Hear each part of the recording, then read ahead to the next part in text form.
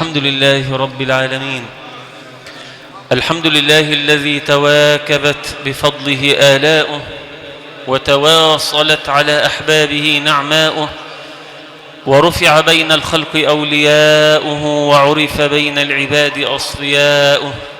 له الحمد حمدا لا يحصى عدده ولا يذهب مدده، وأشهد أن لا إله إلا الله وحده لا شريك له سبحانه وتعالى. ما طابت الدنيا إلا بذكره، ولا طابت الآخرة إلا بعفوه، ولا طابت الجنة إلا برؤيته. وأشهد أن سيدنا وحبيبنا وعظيمنا وقائدنا إلى الحق رسول الله صلى الله عليه وسلم. وارض اللهم عن آله وعن صحبه وعن كل من نهج نهجه واستنى بسنته وكتفى أثره إلى يوم الدين، ثم أما بعد. أيها الإخوة الأكارم، أحييكم بتحية الإسلام العظيم.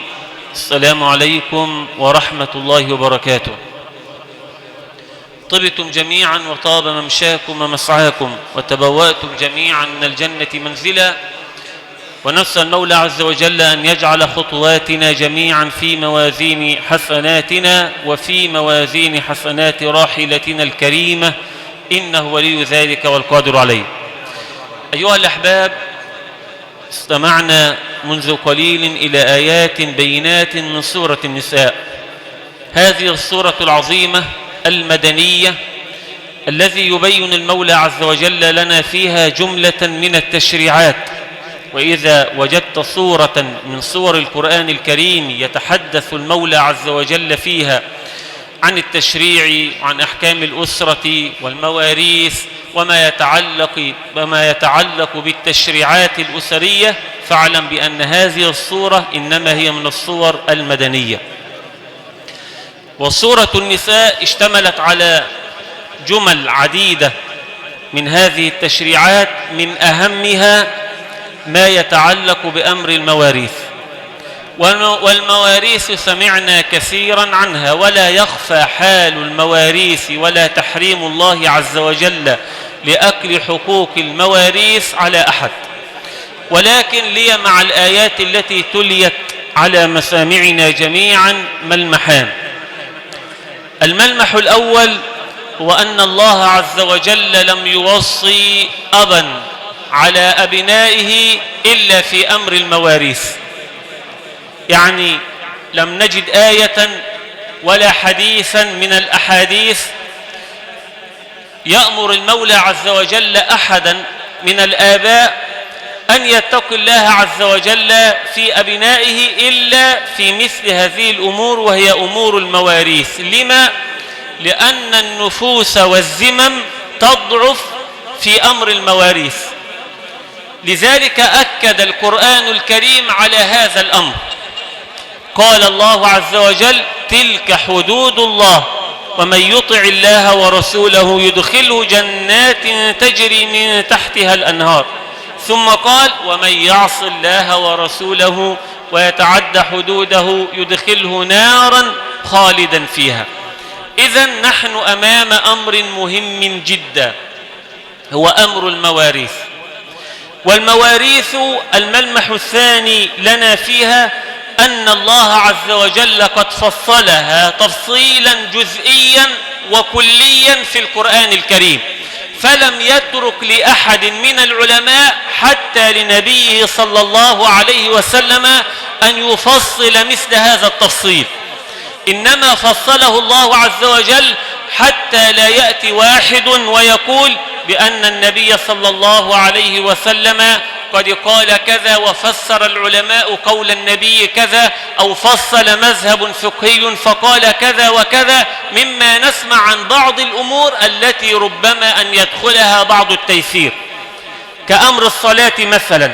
فلا توجد آية في القرآن تقول لنا أن نصلي 5 صلوات، ولا يوجد لنا آية في القرآن نقول كيف نزكي وما نصاب الزكاة،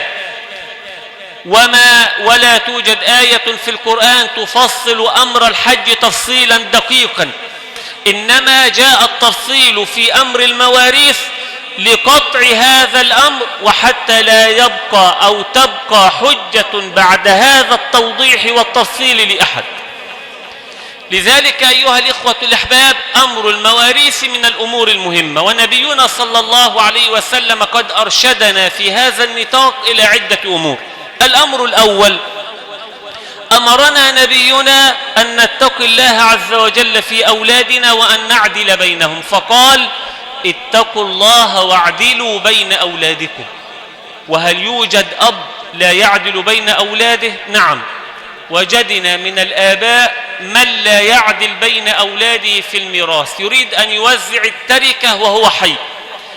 ما حجته في ذلك؟ يقول: إن ابني هذا عاق لي، أو إن ابني هذا لا يتحمل معي مصاريف كذا، إن ابني هذا زوجته تسيء إلي، مما نجد من شكوى الناس الآن. نقول لكل مسلم يصنع هذا الفعل ويضع في اعتباره هذا الأمر، نقول له: لا تفعل ذلك، لا تفعل ذلك، لا تعطي ولدا وتحرم الآخر بأي حجة من الحجج. عقوقه في رقبته وسيحاسب عنه أمام ربه، كما أنك ستحاسب بين يدي ربك عن حرمان واحد وإعطاء الآخر. فلم يذكر القرآن ولا سنة النبي محمد صلى الله عليه وسلم، ولم يحدد العلماء أن العقوق أو أن إساءة الولد لوالده يمنع من ميراث، إنما الذي يمنع من الميراث ذكره العلماء، كمن يقتل أباه مثلا، أو تغيير الدين إلى غير ذلك من الأمور التي حددها أهل العلم. فالنقطة الأولى، لا بد أن نتقي الله في أولادنا وأن نعدل بينهم. طالما أنك أخذت على عاتقك توزيع التركة وأنت حي، فاتق الله عز وجل في أولادك، وإلا فاتركها بعد مماتك، واخلع بنفسك أو برئ ذمتك بين يدي الله عز وجل من مالك، لأن مالك ستسأل عنه. إذا مات ابن آدم أصيب بمصيبتين: المصيبة الأولى أنه يسأل عن ماله كله، المصيبة الثانية أنه يترك ماله كله، تكون أنت قد جمعت المال وأنت الذي ستحاسب عنه بين يدي ربك. الأمر الثاني، أن أمر المواريث أيها الأحباب يكون بين الأرحام، ومعركة الأرحام في الدنيا الكاسب فيها خاسر. أكرر: معركة الأرحام الكاسب فيها خاسر. إذا كسبت شيئا من أخيك أو من أختك أو أحدا من أرحامك، اعلم أنك قد خسرت، طالما أنك أخذت هذا المال بغير وجهه وبغير حق. فصاحب الرحم أو الذي يصل رحمه في أمر المواريث هذا مكرم عند ربه، هذا موصول عند الله عز وجل، لأن النبي صلى الله عليه وسلم بين في الحديث القدسي الجليل أن الله عز وجل قال للرحم: ألا ترضين أن أصل من وصلك وأن أقطع من قطعك؟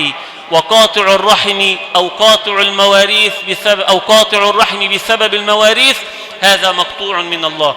لذلك سيدنا النبي صلى الله عليه وسلم يقول من حديث أبي بكرة رضي الله تعالى عنه: ما من عقوبة أو ما من ذنب أجدر أن يعجل الله عز وجل عقوبته في الدنيا من البغي وقاطع الرحم. والبغي يتمثل في أكل المواريث، وقاطع الرحم كذلك. أخيرا أيها الأحباب، يختم المولى عز وجل آيات المواريث بإعلان التوبة للعباد: إنما التوبة على الله للذين يعملون السوء بجهالة ثم يتوبون من قريب. ففتح الله عز وجل باب التوبة لمن وقع في مثل هذه الأمور، فمن وزع ميراثا وجار فيه يقطع هذا التوزيع. من كتب له أبوه أو كتبت له أمه شيئا يخالف شرع الله عز وجل فليتبرأ منه، والله فتح باب التوبة كذلك. والله عز وجل فتح باب التوبة لكل واحد أراد أن يتوب وأراد أن يتخلص من حقوق العباد في الدنيا.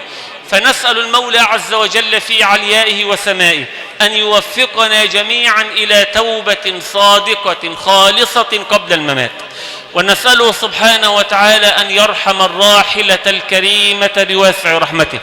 اللهم ارحمها بواسع رحمتك. اللهم أبدلها دارا خيرا من دارها وأهلا خيرا من أهلها. اللهم أكرم نزلها ووسع مدخلها. اللهم اغسلها من خطاياها بالثلج والماء والبرد. اللهم إن كانت محسنة فزد في حسناتها، إن كانت مسيئة فتجاوز عن سيئاتها. اللهم لقها برحمتك رضاك. اللهم اسكنها الفردوس الأعلى من الجنة. اللهم وسع لها في قبرها مد بصرها، والحقنا بها يا ربنا في الصالحين. اللهم اغفر لآبائنا وأمهاتنا. اللهم ارحم آباءنا وأمهاتنا كما ربونا صغارا. اللهم اغفر لهم وارحمهم كما ربونا صغارا، وأكرمهم يا ربنا وأحسن إليهم كما أكرمونا وأحسنوا إلينا كبارا، واجزهم يا ربنا عنا خير الجزاء. اللهم اجز آباءنا وأمهاتنا عنا خير الجزاء، وتقبل صالح عملنا في موازين حسنات آبائنا وأمهاتنا. اللهم وسع لنا في أرزاقنا وبارك لنا فيما رزقتنا. اللهم ابعد عن بلادنا وعن بلاد المسلمين البلاء والغلاء والوباء، واجعل مصرنا وجميع بلاد المسلمين سخاء رخاء نماء زيادة يا كريم.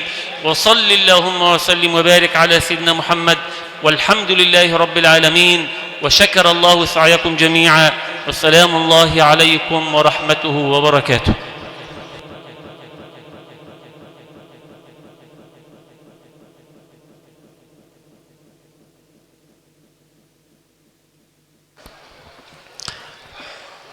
استمعنا واستمتعنا بهذه الكلمة الطيبة من عالمنا الجليل وشيخنا الفضيل الأستاذ الدكتور وائل عبد الله، الأستاذ في جامعة الأزهر الشريف بجمهورية مصر العربية، والأستاذ بوزارة الأوقاف الإماراتية في دولة الإمارات العربية، والذي نسعد به دائما في دروس العلم والعلماء. عالمنا الجليل أمتعنا بهذه الكلمة الطيبة في وجود علمائنا فضيلة الشيخ سعيد الشهيدي، فضيلة الشيخ عبدو درويش، فضيلة الشيخ طارق العسوي، وكل علمائنا الأجلاء الكابتن بدر، وكل أعلام الواجب جميعا، فضيلة الشيخ الدكتور عماد سعد الدين، وكل علمائنا الأجلاء العمدة صاحب الواجب، وفي كل مكان الحاج هشام عبد الجواد، مستشار أحمد صابر عسكور، وشاكرا أيضا بوقية عزاء باسم السيد اللواء يحيى بك الزيني، وبوقية عزاء من دولة الكويت من أبو عبد الله الوهواري، علم الواجب في كل مكان. الشكر موصول لكل من جاء مشاركا ومؤديا واجب العزاء للوالد الكريم الحاج ماهر الجندي في ليلة تكريم زوجته الغالية، مشاركين الأستاذ سليمان ماهر، الأستاذ محمد ماهر، مشاركين الأستاذ محمد عبد العزيز، الأستاذ إبراهيم عبد العزيز، الأستاذ إبراهيم عبده، والأستاذ محمد إبراهيم عبده، دكتور محمد عبد العزيز، المنسق العام لهذه الليلة القرآنية التي تنقل من خلال الهندسة الإذاعية المهندس محمود الشافعي، علم الصوتيات من داخل قصر ضيافة الفراشة المميزة الحاج خالد سليم، فراشة غزالة العالمية، لؤلؤة الأنوار المهندس أحمد علي مصطفى الشهيد أبو وصالة، خدمات الفندقية المترو أحمد الشافعي، مصور هذه الليلة العالمي المهندس أشرف المهداوي.